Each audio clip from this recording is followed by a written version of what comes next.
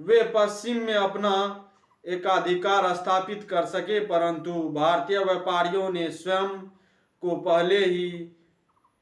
डायोक्सिडिया में स्थापित कर लिया था, जिस कारण अरब व्यापारी भारतीय व्यापारियों को रोकने में असमर्थ रहे और भारत से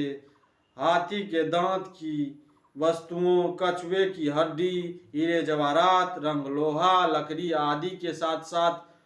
गोंद और रेजियन और उत्तम किस्म का महीन एवं मोटा कपड़ा भी अरब के लिए निर्यात किया जाता था। कपड़ा मुख्यतः एरियाका से निर्यात किया जाता था और अरब से भारत के लिए खाल के कोट, रंगीन लाख, अंगूर की शराब और एंटीमनी, घोड़े और सोना आदि का आयात होता था। भारत अरब व्यापारिक संबंध प्रथम शताब्दी ईसा पूर्व से लेकर मध्यकाल तक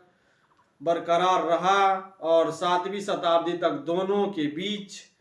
मात्र व्यापारिक संबंध ही थे, परंतु इसके बाद अन्य प्रकार के संबंध भी विकसित हुए। कई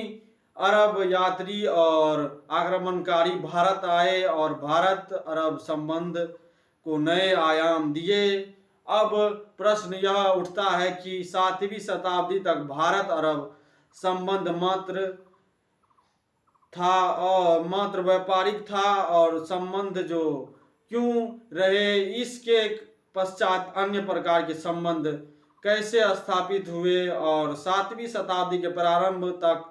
अरब में मूर्ति पूजा होती थी और वे अनेक खानाबदोश जनजातियों में बंट गए थे और इन जनजातियों का एक मुखिया होता था जो इसे घुमक्कर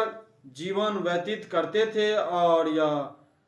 शराब पीना और जुआ खेलना उनका प्रमुख गुण था और बहुविवाह प्रचलित थी और अरबवासी अज्ञानता के अंधकार में डूब गए थे और अंधविश्वास का बोलबाला था। जब अरब में ही व्यापारी पूरी तरह स्थापित नहीं थे तो वे कैसे दूसरे देश में स्थापित होने के लिए सोचते। इसके लिए 7वीं शताब्दी तक भारत अरब संबंध केवल व्यापारिक संबंध रहे और किसी प्रकार के राजनीतिक संबंध स्थापित न हो सके और न ही बड़े पैमाने पर सांस्कृतिक आदान प्रदान हो सका।